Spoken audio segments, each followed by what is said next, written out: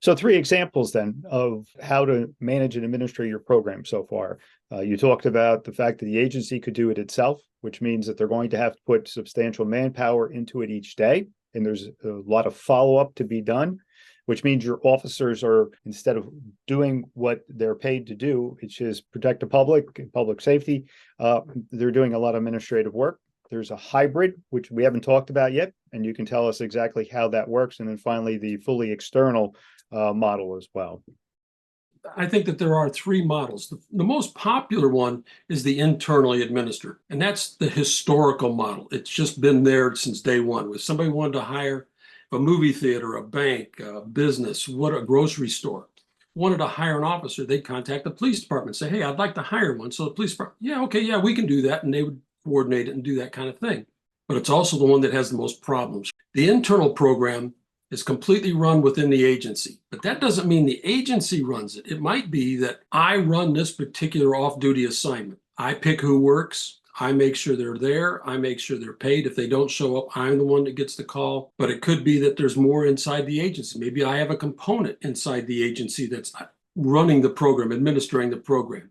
The problem, like you pointed out, is it's costing the agency personnel time, costs, benefits, salaries, office space. How much of it's actually being done on duty by me as a coordinator of an extra duty assignment as opposed to being off duty? So if I'm coordinating a job on duty, I'm not doing my primary job, which is public safety. There's another model called a hybrid model, and it's a mix between an external and an internal program. Maybe the city finance department runs it. Maybe the union or a personnel association runs it. They've got a close link with the police department, but they're kind of just half a step removed from actually being run by the police department. The problem with these is it still takes personnel, it takes dedication and resources. Since some of the people involved in the hybrid model are affiliated with the agency or the parent, the city, there's always the potential of favoritism. If it's a finance department that runs it, they're not so much focused on how well the program runs. They're just focused on the financial side, making sure that the bills are paid and the documentation. The problem with these two programs, the hybrid and the internal, is if there is a problem with payment from the client, somebody's absorbing that hit. Are the officers waiting and waiting and waiting to get paid? Or is the city carrying that burden and paying the officers to make them whole, which is good for the officers, but now they're having to fight the client to get their money back, which takes tax money, which is thoroughly inappropriate for tax money to be going to pay these programs. The best program, I believe, is what we call an externally administered program. These have been around for a while, and there's a handful of agencies that do this. They're private corporations that do these type of activities. Some of them do other things. Some of them just focus completely on this. Some of them are excellent. The external program really is focused on, I get the agency's directives. They manage it. They tell me what they want to do. Now I take care of, as the external administrator, I take care of all the logistics. It works in such a way that the agency doesn't have to do anything about the off-duty employment. The administrator really focuses on who the client is, how the client's going to get paid, who's going to work it as an officer, and it costs the agency nothing. The agency doesn't have to spend personnel, doesn't have to spend time, office space, computing, tracking down who's working, finding somebody to replace them. The program is fully administered as the agency wants it, but the agency doesn't have to do fundamentally anything to make sure that it's running smoothly. If they want to change that protocol, did they get an opportunity to do that, or are they stuck afterwards? The best agencies that really allow and encourage the agency to actually look at what's going on with their program.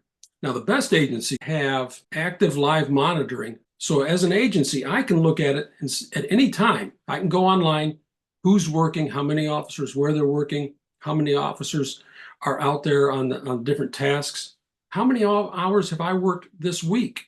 They can do everything live, and they manage that program. The best companies will actually come to the agency and say, you know, here's a trend that's coming around. We think you might want to look at it and make a conscious, informed decision.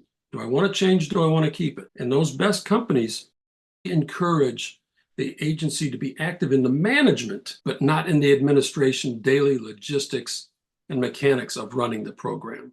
So all third-party vendors are not the same. And the police executive should be sharp to be able to ask the right questions and make sure that when they're choosing someone that can really give them a full boat of services to provide, whether it's the customer service where 24 hours a day there's a person available to be able to speak to and they're dedicated to your staff, but also have the software that's robust enough to be able to produce whatever report you need for compliance issues, but also be able to see what's going on day to day, correct? Best companies also have liability aspects that help protect the officer and the agency. Some of the companies don't do that. Some of the companies, I'll run your program for you, but I'm not giving you guidance. I'm not doing anything else. Yeah, if you want to change it, well, that's going to cost us some more because we'll have to change our software and those type of things.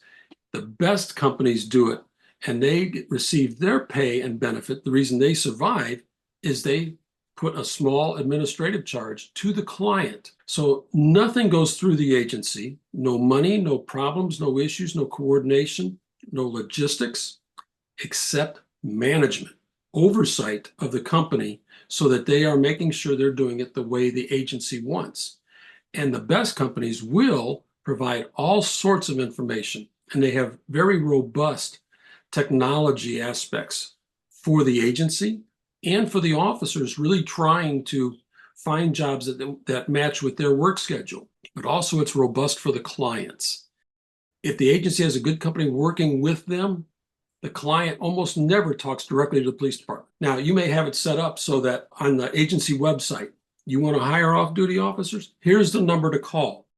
And the real good ones, it actually goes not to the agency and has to get handed off or anything else. The client calls that number and it diverts right to the external provider.